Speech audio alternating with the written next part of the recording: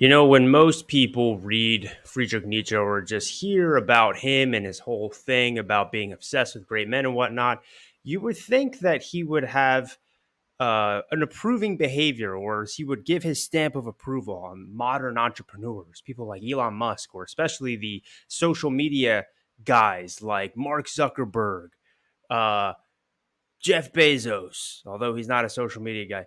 Anyway, I actually think he would have despised these people. He would not have thought they were great men. He would have been impressed and fascinated by them in some respect. And I'll get to what I mean by that in a little bit.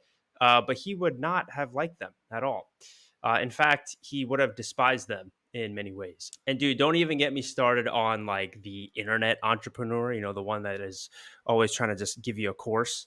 They sell you a course on how to sell courses, right? And then you ask them, how did you make all of your money? Breathe air. Oh, I've made it through marketing. Marketing what? My course. You don't need a vape. Those people, they are so ridiculous. I'll make another video about them in the future or something, but they're so ridiculous. I'm not even going to count them. I'm talking about like a real entrepreneur. Okay. So anyway, guys, I'm about to do something that I'm a little bit ashamed of. Okay. But I think it's going to make sense. I'm going to react to another person's video. All right. Usually, when you see somebody who reacts to other videos, it's like bottom of the barrel content reacting to another person's video. But I think this is the easiest way to explain it, because the only reason I'm making this video is because I saw this video on my feed. It's actually from a very small channel called Revolutionary Thought. Interesting username. I think she's like a Marxist. I don't know. She likes communism or whatever. She actually has even less subscribers than me, 170 something. So like somebody who is a true Marxist like myself, living in a Marxist country of Vietnam, I'm going to kindly exploit her labor by letting her do most of the talking and the work in the video, and me just offering my commentary. That's not exploitative at all. That's just capitalism, baby. That's all good. It's cool. Nietzsche would have loved that stuff, just like the entrepreneurs. You feel me? I don't know what I'm saying right now. I'm tired. I even have like a beer right now. I usually don't do that.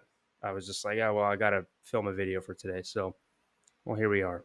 But anyhow, you know, probably like 0% of you guys are Marxists that watch my channel, because if you like Nietzsche, well, probably not a communist, let's just be honest. However, Nietzsche actually, I don't know if you knew this, Nietzsche has had a lot of influence on leftist spaces, and a lot of leftists have kind of sugarcoated Nietzsche to say things or believe things that he probably didn't believe in. I'm not going to get too in depth with why in this video, but a lot of people like to adopt him as being like, he's on my side. It's like if you remember watching SpongeBob, the time where Patrick and SpongeBob are having a snowball fight, and then Squidward's there, and he's like caught in the middle, and then SpongeBob is like, "Oh, you're on my side," and then Squidward's like, "No, you're not. I'm not on your side." And then Patrick says, "Well, that means he's on my side." Friedrich Nietzsche. It's on my side. I most certainly am not. Then that means he's on my side. No, Jordan Peterson. I'm not on your side either. I'm on nobody's side. Contemporary politics. Are for immature children, and I will not stoop to your level. People on the left, people on the right try to claim Nietzsche, and when in reality, he probably wouldn't have liked either of them. Left, right, capitalism, socialism, whatever, tomato, tomato. Anyway, she makes some interesting assertions about Nietzsche, so that's the positive part. But there's definitely some parts about this video that she gets wrong about Nietzsche, and I think the best way for me to explain why Nietzsche would not have liked capitalism and would not have liked entrepreneurs, modern entrepreneurs, is for us to just go through this video together. I actually left a comment under the video, which is right here, and I'll just read it out loud actually a little bit later. So let's actually go through the video first, and then I'll give my commentary and also read this little comment here afterwards. Okay? All right, let's get into it. So real quickly before we start, she's talking about collectivism versus individualism and how they shouldn't really be. It's sort of like this false dichotomy. the two being pitted against each other. It's actually a really good video, even if you're not like a Marxist or whatever. She throws out some Marxist terms and stuff here and there. Doesn't mean Marx didn't have some good points. Obviously, a lot of y'all probably disagree with Marx just as a whole. For me, I do myself, although I do think he was a great thinker. Anyway, yeah. So let's hop into the video. Nietzsche upheld the creation of art as the purpose of existence. Moreover, he believed that only those organisms that lived lives of leisure were capable of creating art. His worldview thus necessitates the existence of an enslaved class. Accordingly, we must accept this cruel-sounding truth that slavery is of the essence of culture, a truth, of course, which leaves no doubt as to the absolute value of existence. This truth is the vulture that gnaws at the liver of the Promethean promoter of culture. The misery of toiling men must still increase in order to make the production of the world of art possible to a small number of Olympian men. The Greek State, 1871. Was this perhaps a single isolated proposal? No, this theme repeats throughout his work. A higher culture can only originate when there are two distinct castes of society, that of the working class and that of the leisured class, who are capable of true leisure, or, more strongly expressed, the caste of compulsory labor and the caste of free labor. The point of view of the division of happiness is not essential when it is a question of the production of a higher culture. In any case, however, the leisured caste is more susceptible to suffering and suffer more. Their pleasure in existence is less and their task is greater. Human, all too human, 1878. It's giving Elon Musk simp. Nietzsche was the original Elon Musk simp. He deserves his wealth because he works so hard. He does whatever he wants. He creates things. He's such an Ubermensch, right? You're just complaining because you're jealous that he's so much better than you. Why don't you start your own company? Okay, so this is actually an idea that Nietzsche, I don't think, would hold. And this is the part where I think I should just show you the comment that I left on this video, because when I wrote it out, I think past me, as in me 12 hours ago, probably could have explained better what I thought. I'm just going to read it, okay? Sorry, it's late at night. My brain's kind of mush today. I'm sorry. I apologize. Let me just read it. So here's what I said. Great video. I appreciate that you didn't sugarcoat Nietzsche to conform to your beliefs like most people do. He was very clear about his views on class and hierarchies, which you presented quite accurately, in my opinion. One small critique I'd like to add. I'm not sure if this was your intention, but I got the feeling that you'd think Nietzsche would approve of modern capitalism or capitalism itself as a concept. Nietzsche was not a fan of capitalism at all. He seemed to have just as much disdain for it as socialism. The reason for this was quite simple. Both are offsprings of the same philosophy, utilitarianism. Nietzsche hated utilitarianism for some of the very same reasons you laid out in this video. It inherently appeals to what he called the herd, aka slave morality.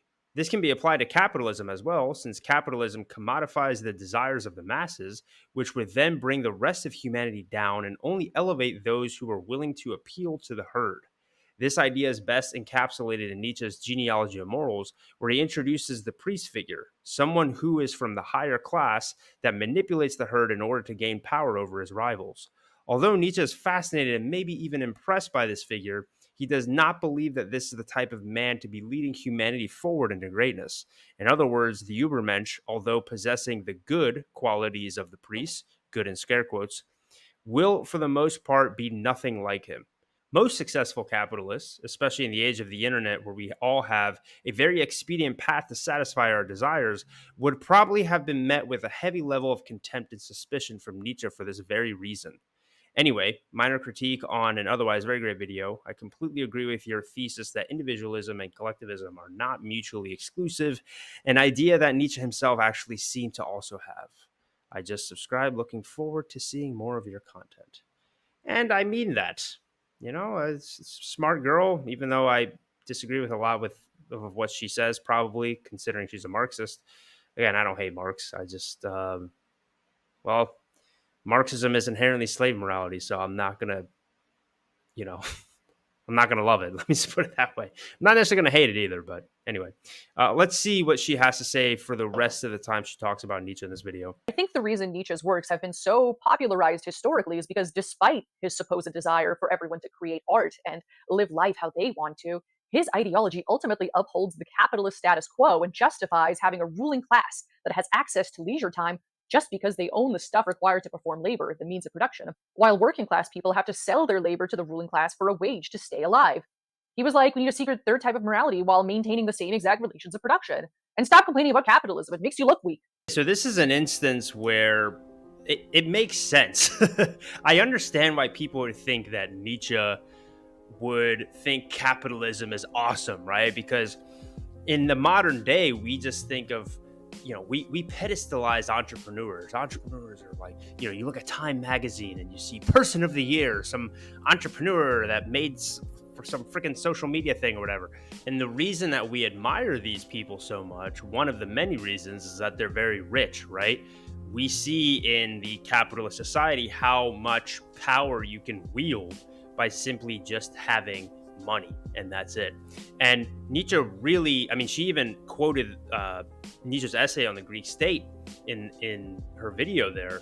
Nietzsche really loved the Greeks, more specifically the pre-Socratic Greeks, so before Socrates and Plato and all those guys, like the old Greeks, And one of the things that all of the Greeks, including those guys, they always had a suspicion for wealthy people. If you actually read Greek mythology, Greek philosophers, just anything from ancient Greece, typically they really don't talk about like wealthy merchants that much, or if they do, it's sort of with kind of a disdain. From what I remember when I read Plato's Republic, it's been a while now, I'm pretty sure there was a part where Socrates was talking about how people who were running society shouldn't really be like rich people, because those people, if they were in power, all they would do is just accumulate the resources to themselves, and then it would just end up being rich and poor people in that society, and the society will fall apart, which is one of the justifications that he had for having a philosopher king, needing to run the state, somebody who's wise enough to do that and also not just be corrupted by wealth and money and whatnot. I could be completely wrong on that. It's been a while. The Platonic dialogues are fun, but Plato's Republic is like really long, and I don't really feel like reading it a second time. Maybe I will in the future, but whatever. The point is, if we go back to my YouTube comment that I left, Nietzsche hated utilitarianism. He hated any sort of morality of utility, which obviously socialism is. Utilitarianism appeals to the widest masses. It basically appeals to the lowest common denominator, trying to maximize pleasure for as many people as possible. That is what is considered good. Well, that's inherently slave morality. And so capitalism is no different, because in order for you, unless you are only appealing to people who already have tons of money or tons of making a business that way, and this is just assuming people with tons of money deserve it, which is assuming a lot, but just bear with me here. But what ends up happening is, instead, like modern social media companies, everybody has social media, right? So whenever somebody wants to improve their social media platform, they have to go based off of what the masses want. And from a Nietzschean worldview, the masses, that's always going to appeal to the lowest common denominator. The lowest common denominator is somebody who is weak, is somebody who's contemptible. And so if these capitalists make their products, make their services to try to appeal to the common man, the everyday man, somebody who isn't necessarily an admirable person, then what ends up happening is it starts this cycle of rewarding humanity for its worst qualities, and in turn rewarding these capitalists for appealing to our base desires, which the common man will not be able to resist. So for example, very ubiquitous internet prawn, OnlyFans, all that type of stuff, it's very easy to access now. You see, in the age of OnlyFans and how it's so easy for these thoughts to make a bunch of money on OnlyFans, some shrewd capitalist, I guess the founder of OnlyFans, I have no idea who that is, allowed that to happen. He saw that there was a place in the market for subscription-based, paywall-based services for people who aren't technically P-stars, but are willing to do that behind a paywall and behind something that there's a little bit more privacy, let's just say, right? And so is that an admirable person? Is that somebody who should be admired because he found an opportunity in the market You know, there was a high demand and a low supply, so he just took advantage of it. I think Nietzsche would be like, no, that's freaking awful. You're appealing to a base side of us, and then you are spreading that around like a cancer through commodifying that damn thing. And then, especially in the age of the internet, that can spread like wildfire. Let's also take something like something relatively innocuous, like let's say food delivery. I mean, food delivery sounds great on the surface. I think I had food delivered to my place like a day or two ago, but it does sort of cheapen the experience and your appreciation for life as a whole, because let's just take food. Our ancestors fought over food, you know, during the caveman days, and food was never easy to come by. Agriculture is a very recent invention. It's only like 10,000 years ago. So you always had to work for your food. And that's why there's a pleasure when it comes to, we feel very pleasurable, nice feelings when we bite into that cheeseburger, or especially when we have sugar, because sugar is glucose is our a gold mine of energy for our body. So whenever we can actually get it in its purest form, in its monosaccharide form, like our body just craves it, right?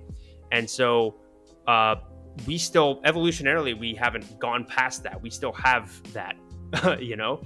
And so capitalists, these great entrepreneurs, will see that, oh, we have this desire for sugary, yummy foods. Okay, let me create a product for that, a highly addictive, sugary product, artificial sugar, because it's more addictive than actual real, you know, sugar from plants and fruits and whatnot. All right, here you go. And so capitalism, again, because of it is a morality of utility. It is appealing to the widest demographic. It is and when it appeals to the widest demographic, it appeals to our natural base desires. So this girl, I see where she's coming from, because unless you've done a really deep dive into Nietzsche, it makes total sense for you to think that capitalism is like this Nietzschean heaven, right? Where it's like, oh, the most powerful people are able to actually have power and have a bunch of people subservient to them. You have to understand what Nietzsche's grand mission, if there was one, is to help bring about the Ubermensch. Well, what is that? The Ubermensch is somebody who is the next level of human evolution. You have to keep in mind, when Nietzsche was writing evolutionary theory, so Charles Darwin, Herbert Spencer, a bunch of other evolutionary theorists, they were very popular. So he was going based off of that and assuming that there's going to be a next step to humanity.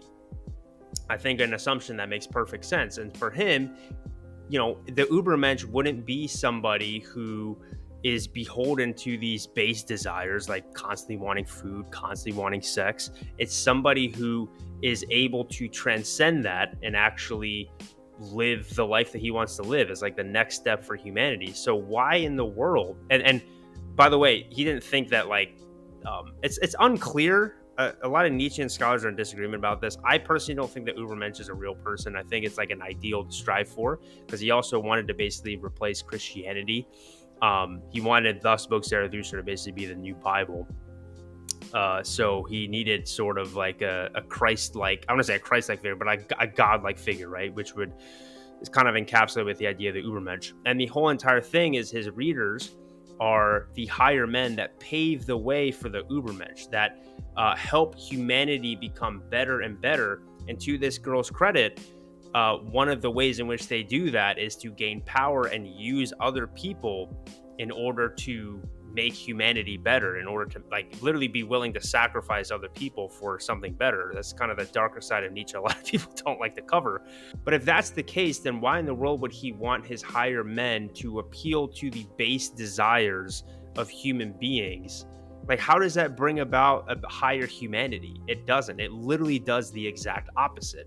So sure, these capitalists, these entrepreneurs, these social media guys, these, you know, guys who push sugar, these pornographers, okay, maybe they are powerful within their lifetime, but it's not appealing to anything greater. It's not creating a bridge to something new. It's not creating a bridge to the Ubermensch. If anything, you know, in his entire metaphor of beast to overman and the guy on the wire in between them, If anything, you are going back more toward being a beast because you are becoming more of a slave to your passions, more of a slave to your emotions. I want to say this real quickly. Nietzsche did not think that your emotions, your passions were bad. One of the things I love about Nietzsche is that he does not demonize our emotions or our passions. He thinks it's great. However, like anything, you don't want those things to control you, right? The Ubermensch ideally is the type of person who does not demonize his passions, loves them, but those passions don't have so much power over him to the point where he doesn't have a good relationship with them. So anyway, this is my first reaction video I've done probably in a very long time. I think I've done maybe one other one in this on this channel. If it sucked, I apologize. I really do. Y'all, I put out a poll the other day, and y'all said that you wanted to see more like longer, in-depth video essays rather than just me posting very frequent videos like this. I mean, I was posting every day for a few months, not so much anymore. And one of the reasons I'm not doing it anymore is because I'm taking that feedback to heart. I was thinking of doing this for a while, but I want to really make sure that the videos on this channel, now that I have 1,000+ subscribers, I actually have a little bit of a regular audience. I want to make sure that each video is like really high quality. So that's what I'm going to do. I never actually asked people to like and subscribe or any of that BS, but I've noticed with my videos, when people like it, when there's a lot of engagement, likes, comments, it tends to spread in the algorithm. It tends to bring a new audience in, which is pretty dope. So yeah, please do that. I'm going to leave this girl's video in the link in the description. Even if you disagree with Marxism, I think the video that she laid out, the cases she made, is a really good one. She's very clearly an intelligent, sharp girl, and she brings up a lot of good points, but I wanted to just clear up a few misconceptions about Nietzsche. I just thought that this was a good opportunity to revisit the idea, because I posted a video about Nietzsche and capitalism about a month back, but revisit the idea that of capitalism and Nietzsche, and how although his philosophy seems like it would be in line with capitalism, it actually isn't, for the aforementioned reasons, because basically it's based on utilitarianism, and utilitarianism is slave morality, something that will not help to bring about the Ubermensch in the future. Anyway, that's the video. Thanks so much for watching, and I'm working on a really long, I'm gonna say long, but a really in-depth video essay about the shadow and shadow work, because people, anytime I post anything about shadow work, which is the thing that I guess I technically do for a living, that's the type of coaching that I do for my clients, it gets a lot of views and a lot of engagement, which I think is awesome, because shadow work is, well, it's extremely based. Obviously I'm biased, but I'm making a video that goes in depth with that, so be on the lookout for that. Thanks so much for watching. I'll see you next time.